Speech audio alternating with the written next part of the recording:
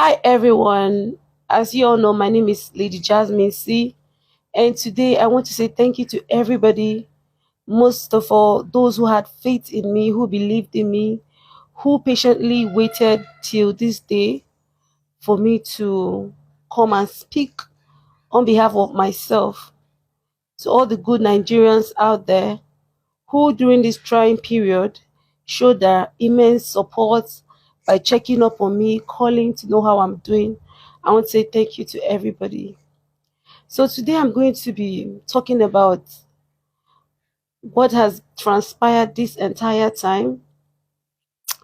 The past 3 months has been, I can't say it has been hell, but in every situation, I want to say, I want to give thanks to God. I said I was not going to talk about this issue until Daddy gets back to his feet. And glory be to God, he's been discharged and recuperating. Um, a lot has happened, not just the event of the past few months.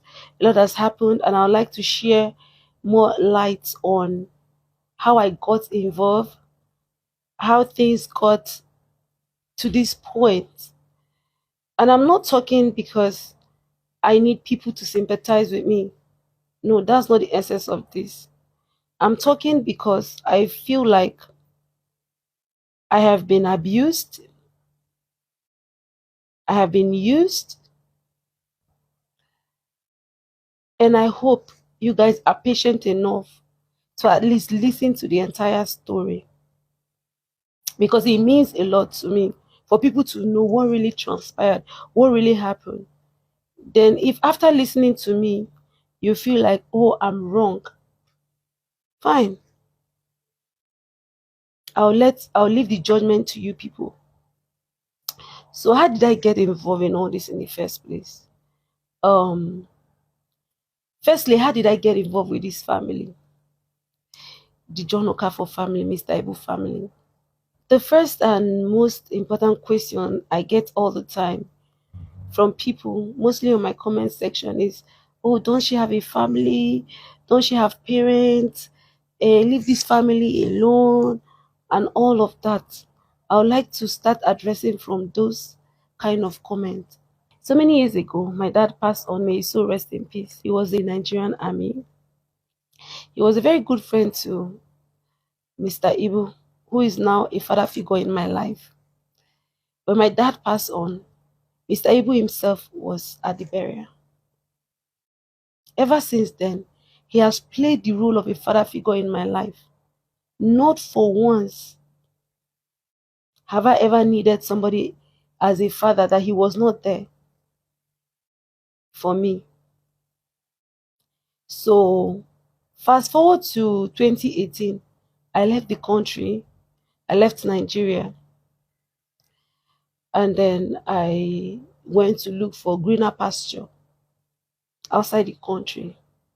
Things were working out for me. I was doing good. I was doing fine. Later on, I relocated to Cyprus where I was studying law. Fast forward to 2020, Daddy in person of Mr. Abel, started writing me on WhatsApp requesting for financial assistance. I was really surprised because before I left this country, he was doing well. If he wasn't at the peak of his career, he was doing absolutely well. He has exotic cars, everything was okay for him. So in 2020, when he started reaching out to me that he needed money for certain things, I was really surprised. Certain times I will send 50,000, 5,000, 2,000, as much as I can.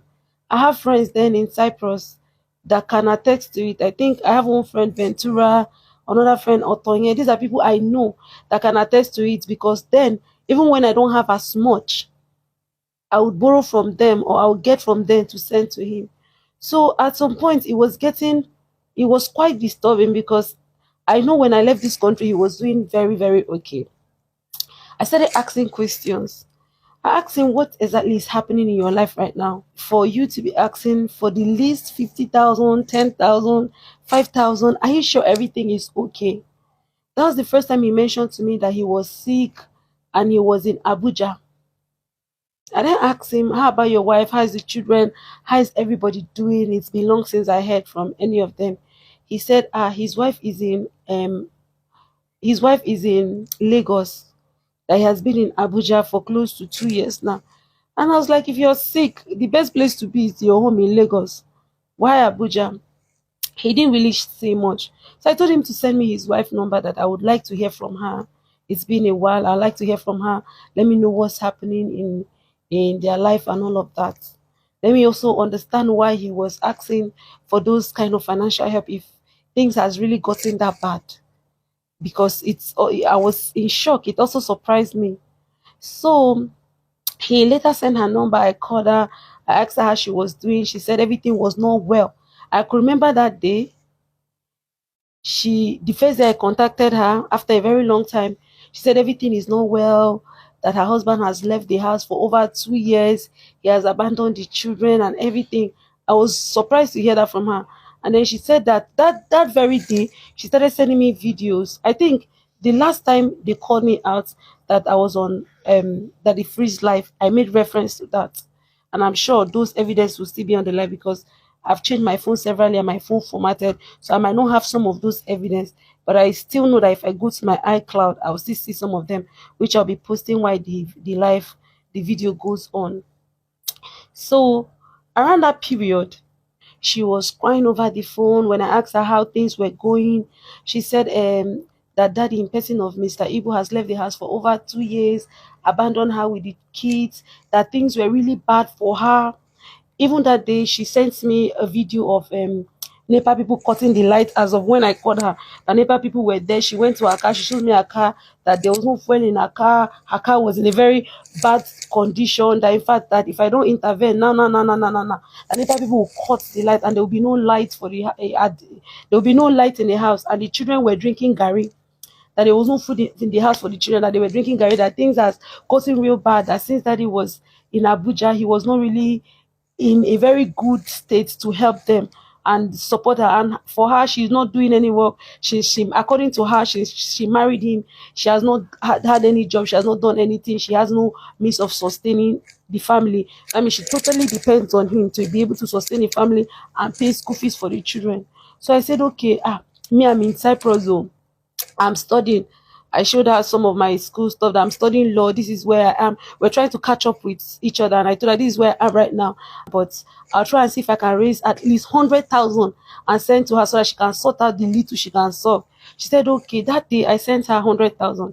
The proof of that 100,000 I sent her is in the previous live video I did with Daddy Freeze. I sent her 100,000 naira. She called me, she thanked me, said that 100,000 will go a very long way for her. I said, okay. Subsequently, I will keep in touch. That was my first encounter with her after a very long period of time.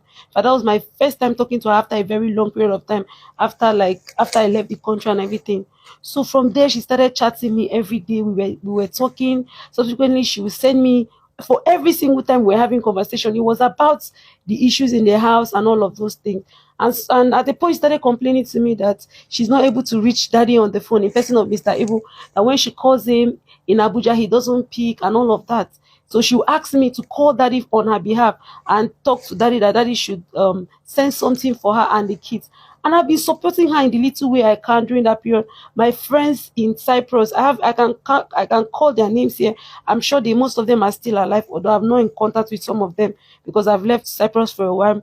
They are aware. Some of them are aware, because when I don't have, I'll ask my friend, oh, please help me, I want to send. They know how close I was to the family, and how I was always concerned about the family. So at one point, I said I was coming back to Nigeria, because at that point I was dating someone and we're talking about getting married. So I had a reason to come to Nigeria, and I told her, I said, look, I'm coming to Nigeria. When I come to Nigeria, we'll sit down and talk. Then we'll know how to solve some of all these issues that is going on, you know. So I was also talking to daddy's son, Valentine, that was in South Africa. I was talking to so many people in the family that period. So when I came back to Nigeria, I was supposed to come to Lagos. In fact, she was supposed to meet me at the airport, but she couldn't meet up.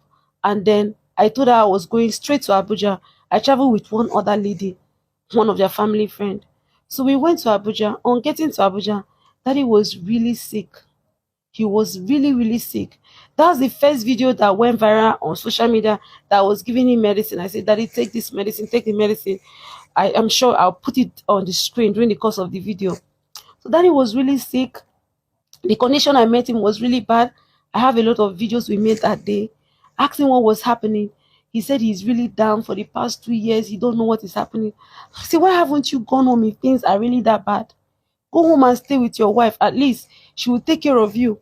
Now that you are here in this hotel, the name of the hotel he was then was Nana Suit. You people can go and find out how long that he stayed in Nana Suit. I know I heard when I came, I heard he lived in so many hotels in Abuja before finally living in Nana Suit. I'm sure people that are watching this video, some people will be able to go there and make inquiries. It was in Nana Suit Hotel that I went and found that day. So in that Nana Suit Hotel, there are some other people that were there, some other actors. During the course of this video, I'll be mentioning some names. So if there's anything I'm saying that is lie, people can go and make inquiries. You know, I didn't want to come and say anything, but the things have gotten to the part where I have to speak up, and I have to speak up my truths. I have to say my truth the way it is. That is the essence of telling this story. The way it is. If after knowing my truths, you people still deem it fit to condemn me, it's fine. But at least let it be that I speak. Let it be that I said something. Let it be that I stood up for myself. So when I arrived at that Nana hotel with the lady that is a family friend to them, Daddy was really sick. Then I did a video of him being sick and I put it on social media. That video caught the attentions of so many good Nigerians. And then people started reaching out. What's happening to Mr. Ibu? It's been so long we heard about Mr. Ibu. What's happening to all our old Nollywood actors? We haven't been seeing Mr. Ibu. Nobody has been hearing about him for a while now.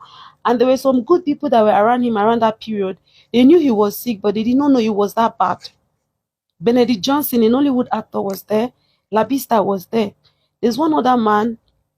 I don't really know him mutually, but I met him there. It was one of the people that was helping him then, and Bala, Mr. Bala. They had a program running, one political party program that was running on that period. I can't really say much about it because I came and met them in the middle of it. In fact, I later found out that they were the one even sustaining his hotel bill, his food and everything. So when they saw that video, they rushed, they came, Benedict Johnson came over, Labista came over, and some people in Nollywood, they came over. And immediately, it wasn't up to an hour, let me say an hour 30 minutes, they rushed him to the hospital. Zenith Kidney and Medical Center. When they took him to the hospital, I believe Benedict Johnson, by the grace of God, he's alive and healthy. He knows most of he should be able to relate to most of the things I'm going to say during this period in Abuja. They took him to the hospital. The doctors saw that they saw his former medical reports from the previous hospital he was. And what the doctor said that day, I won't forget, he said, if this medical report that they came with is the state of him, of Daddy right now, that means things are really bad. And then I can remember then, if the people that were there can attest to the fact that Daddy was saying, death is near, death is near, death is near. I was rebuking him. I said, death is not near, you're not dying anytime soon. So the hospital, they said they had to make a deposit of a particular amount of money.